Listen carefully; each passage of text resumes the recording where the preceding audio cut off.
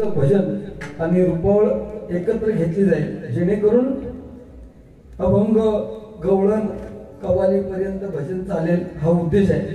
त्यामुळे वेळेचं भान राखून मी सुद्धा लागलीच रुपवळ घेतोय.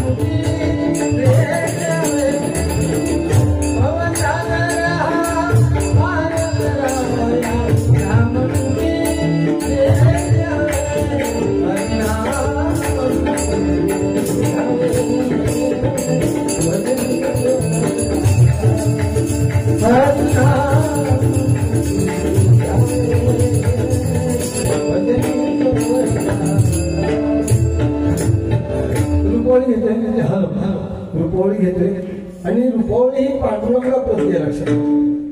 कारण इथे वारकरी संप्रदायाचे सुद्धा लोक आहेत. आपण लहानपणापासून एक ऐकत आलो की पांडुरंग 28 युग विठेवरती उभा आहे. तर ती 29, 30, 31 झालेली आपण ऐकली नाही. मग 28 युग पांडुरंग विठेवर उभा राहून काय करतोय? आम्ही होतोय कोणाची तरी वाट बघतोय. कोणाची वाट बघतोय? पुंडलिक. कोण पुंडलिक? आई बापाच्या गळ्यात दोरी टाकून बायकोला खांद्यावरून घेऊन फिरणारा पुंडलिक. त्याला जेव्हा आपल्या आई वडिलांची महती कळली, त्याच्यानंतर आपल्या आई वडिलांच्या सेवेमध्ये एवढा गर्क झालाय की साक्षात पांडुरंग भेटीला आले, त्यांच्या दिशेने वीट फेकली आणि त्या पांडुरंगाला आज 28 युग उभं केलंय विठेवरती. माझा प्रेक्षक सांगण्याचा उद्देश हाच आहे. आपली ग्रामदेवता, आपली कुलदेवता आणि ज्यांच्या उदरी आपल्याला 84 दशलक्ष योनीनंतर मनुष्य प्राण्याचा देह मिळालाय, ते आपले आई वडील. त्या आपल्या आई वडिलांच्या डोळ्यात कधी अश्रू येऊ देऊ नका, म्हणजे आपल्या आयुष्यात कशाची काही कमी राहणार नाही. लक्षात घ्या. भजनाच्या माध्यमातून हेच सांगायचं आहे. प्रत्येकाला इथे आपण जे काही कर्म केलंय ते फेडल्याशिवाय परमेश्वराच्या चरणापर्यंत जाऊ शकत नाही. कारण शास्त्रकार सांगतात की माणूस मरताना त्याने काय ऐन तारुण्यात जे काही उपद्रव केले त्याचा संपूर्ण चित्रपट मरणाच्या उंबरठ्यावर असताना त्याच्या डोळ्यासमोर येतो. म्हणून तर प्रभू रामाचा बाप दशरथ राजा मरणाच्या उंबरठ्यावर असताना सुद्धा त्याने मोठ्याने किंकाळी वाढली होती. का?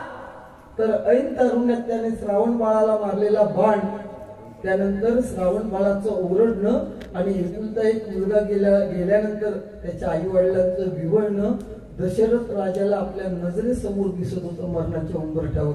म्हणून त्याने मोठ्याने किंकाळी मारली. आजच्या घडीला मुलगा जन्माला किंवा मुली जन्माला येणं 70-80 हजार रुपये खर्च झाल्याशिवाय जन्माला येणं कठीण आहे. लक्षात घ्या.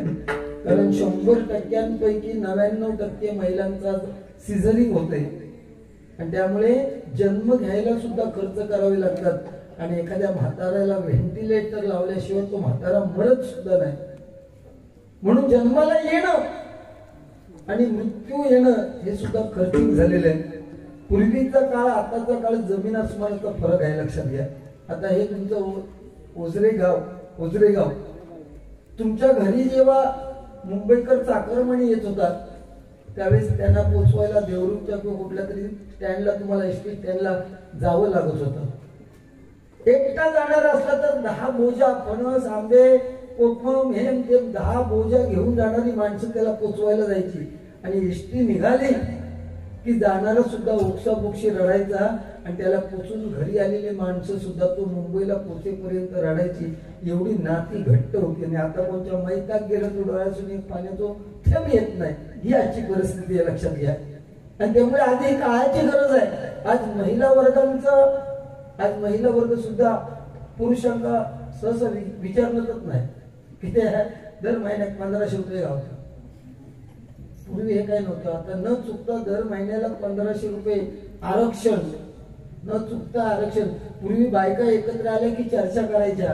पूर्वीच्या बायका एकत्र आल्या, काय ग तुझा मुलगा कसा आहे, तुझा नवरा कसा आहे, सासू सासरे कसे आहेत ही चौकशी. आता 4 बायका एकत्र आल्या तर म्हणणार तुझा ह्या महिन्याचा हप्ता आला का ग लाडक्या बहिणीचा. हेच त्यांची चर्चा चालू असतं, बरोबर ना. त्यामुळे ठीक आहे, शेवटी महिला आज पुरुषांच्या बरोबरीने चाललेली आहे. बुवांना काहीतरी बोलायला मुद्दे मिळावे ह्या उद्देशाने बोलतो. कारण जोईल बुवा म्हटल्यानंतर अतिशय मस्त तुमचं मनोरंजन होईल. आणि त्याचबरोबर वेगवेगळ्या प्रकारच्या लोकांचे माणसांचे तुम्हाला 100% आवाज भेटेल. मी रुपवळ घेतोय. धन्यवाद.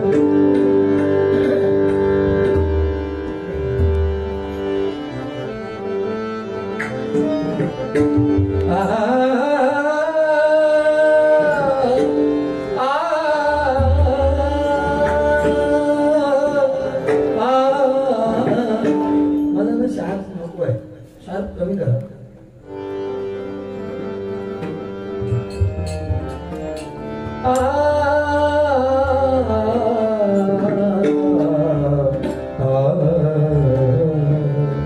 रूप दावी कारे आता, रूप दावी कारे आता.